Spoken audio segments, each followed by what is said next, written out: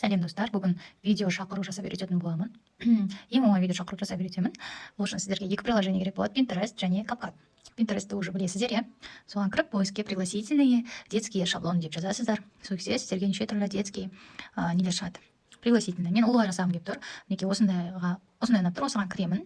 Және де астыға жылжытамын. Сол кезде неше түрлі осындай әдемі пригласительный шығады. Қараңыздар, мына әдемі, бірақ мына коронаның үстінде X тұр. Осындай неше түрлісі бар. Надо, любой скачать етіп аласыздар, иә? Мен уже скачать етіп алдым. Сөйтесіздер да, CapCutқа кіресіздер. Мінекей CapCut деген осы приложение. Кіресіздер, новый проект плюсты басасыздар. Видео деген шығады, фотоны таңдаймыз. Біз фотомен жұмыс істейміз. Мінекей мен басып алған фоным осыны таңдаймын. Енді бұны созу керек болады. Созамыз примерно. Сосын астына тұрған стрелочканы басасыздар. Сосын осы жерде наложение деген шығады. Наложениені басасыздар. Добавить наложение дейсіздер. Фотоға кіресіздер де. Мен 3 бос молокосос басып алдым, шарлар басып алдым. Кстати, осы бос молокосос шардың бәрін мен тегін шаблондар деген каналыма салып қоямын. Осы пригласительный бәрін, так что тіркеліп алыңыздар. Ол үшін мен YouTube каналыма тіркелу керек. Осы видеоға лайк басу керек, комментарий қалдыру керек. Содан кейін мен сіздерге ссылка беремін. Осыны таңдаймын, және шарды таңдаймын. Сол біреусін таңдаймыз, мінекей. Добавить дейміз. Енді былайдан қолымызбен кішірейтеміз, осылай. Кішірейтіп, осы шетіне қоямыз. Мына астында бостың суреті тұр, соны үлкейтеміз, ұзартамыз, уақытын примерно ұзартасыздар. Потом осының үстін отмечать еткен кезде функциялар шығады. Анимация деген функцияға кіреміз. Сосын вот дегенге кіреміз. Вот деген кіреміз де, өзімізге қандай анимация керек, соны таңдаймыз. Мынаны таңдасаңыз болады. Искажение деген таңдаймын мен. Мына жерде длительность деп тұр, соны кішкене ұзақтап аламын, чтобы келген кезде банан әдемі болып келетіндей. Көрдіңіздер ма? Галочканы басамын, қараймыз енді. Келді. Енді қараңыздар, осы жерде бос молокосос тоқтап тұрады. Потом где-то примерно ортасынан өтіп, мына жерге келген кезде үстін басамыз да разделить дейміз, потому что біз қайтатын кезде бос молокосос тағы да сөйтіп жүргізіп қайту керекпіз. Ал ол разделить етпесеңіз, олай істелінбейді. Видеоны босты бөлмесеңіз. Қайтып анимацияға кіреміз да, ол кезде уже вывод дегенге кіреміз. То есть шығару, қайта шығару. Енді искажение деген тағы да бар. Бұл жерде неке көрдіңіздер ма? Искажение вправо таңдайсыздар. Кішкене ұзартамыз уақытын. Енді тексереміз. Әдем болды енді. Енді қайтып назад дейміз, добавить наложение дейміз да. Шарымызды таңдаймыз. Шарды кішірейтеміз. Енді шариктар теріс қарап тұр. Мен оны оң қаратып, мына жаққа қарай қаратқым келіп тұр. Ол үшін изменить деген кіреміз да. Отразить басамыз, неке. Көрдіңіздер ма? Бай қарай қарап қалды. Кішкене үлкейтемін. Жерге қоямын. Енді созам бос молокососпен бірдей алып уақытын. Неке. Назад дейміз. Енді анимация таңдаймыз бұған. Тура солай жасаймын, анимацияны екеуі бірдей келетіндей. Скольжение. Бірақ мына жақтан келетін болады, скольжение вправо болады. Тоже 2-2 болды. Бостыққа неке, екеуі бірдей келді. Жоқ, мынаған кішкене ұзақ болып кетті. Енді бірдей болды. Так, енді ана жерден бастап бөлемін. Тура осы жерден. Бостыққа қандай болып тұр, сөйтіп бөлеміз. Енді анимация деймін, выводқа кіремін қайтып. И скольжение уже влево. Скольжение влево болады. Мына жаққа қарай кету керек. Бұныңқы бірдей.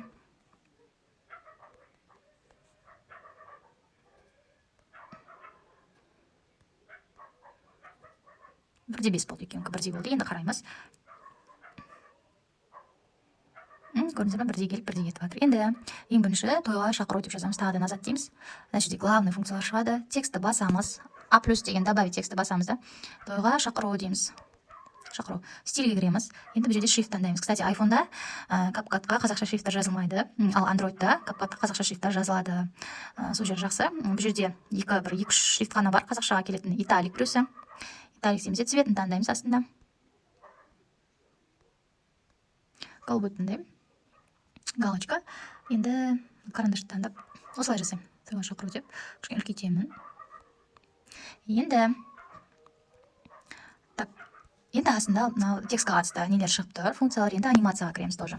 Бұған да тоже анимация жасаймыз. Қандай анимация ұнайды, соны істесеңіз болады.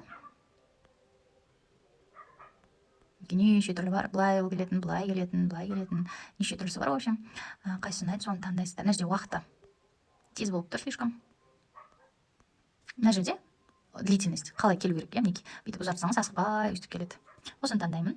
Енді қараңыздар, мынаны бос молокосос кеткенше созамын, мінекей. Үш жерге дейін созамын. Енді қайтып анимацияға кіремін да.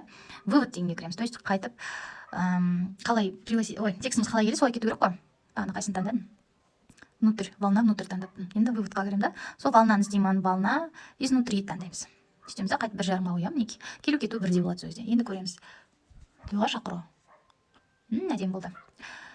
Все, бірінші часть бітті. Енді қайта наложениеға кіреміз да.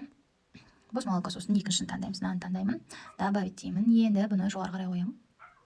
Өзіңіз білесіз, астыға қойсаңыз да болады. Үстіне, мына жерге. Без разницы, мен просто өзім қойып жатырмын. Енді бұл жерге жаңағы бірінші текстін жазып алайын. Текстке құрметті қонақтар деп бастаймыз ғой. Құрметті қонақтар. Сіздерді ұлымыз Нұрисламның бір жас тұсаукесер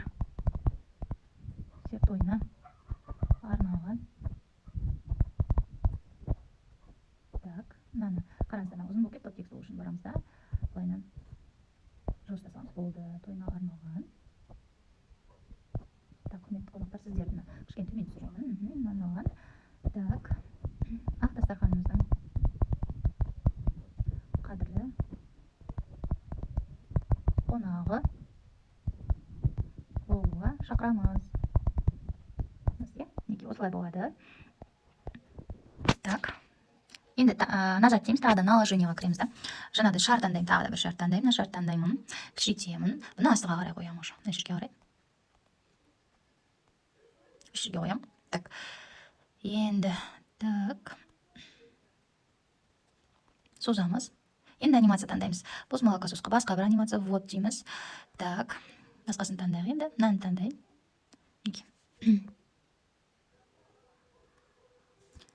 Басқа қандай бар?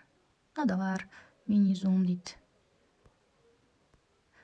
Анимацияны өздеріңіз қараңыздар. Мына приближение деген таңдаймын. Маған ұнап тұр. Сол енді қайтып мына жерден бастап разделить етемін.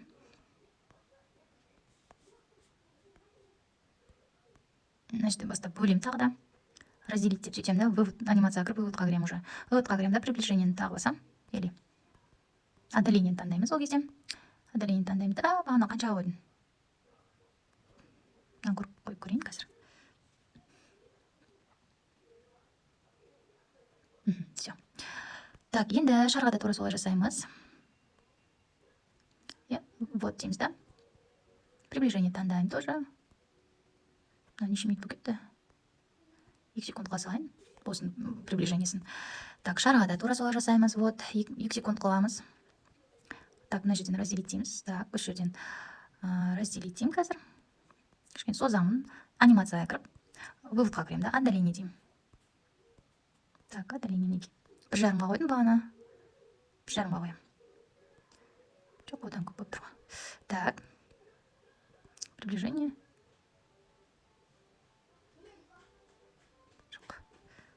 Жоқ. Шатастырып жібердім ғой, отдаление екен ғой. Так, вывод.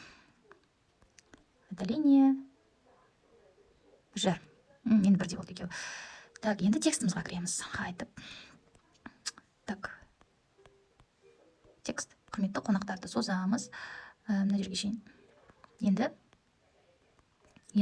анимацияға кіреміз. Ботқа кіреміз да. Енді қалай келу керек, сізге қалай ұнайды, соны таңдайтын боламыз. Так, кішкене қатып қалды біздікі.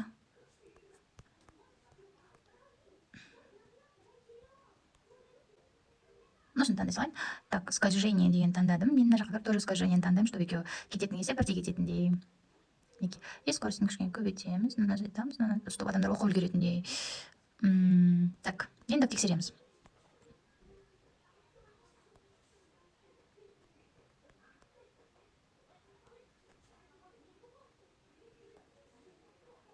Әдемі болды, иә. Оқып үлгерем екен, қазір көрейік. Құрметті қонақтар, сіздерді ұлымыз Нұрисламның бір жас тұсаукесер тойына арналған.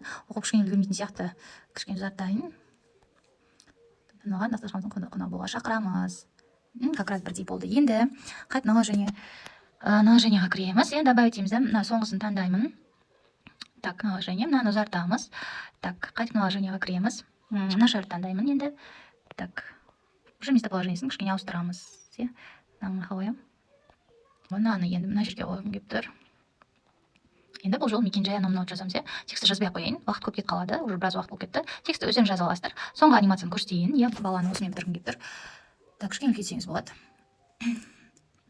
Тағы да анимация дейсіздер да. Мына баланы таңдап, тағы да анимация дейсіздер да.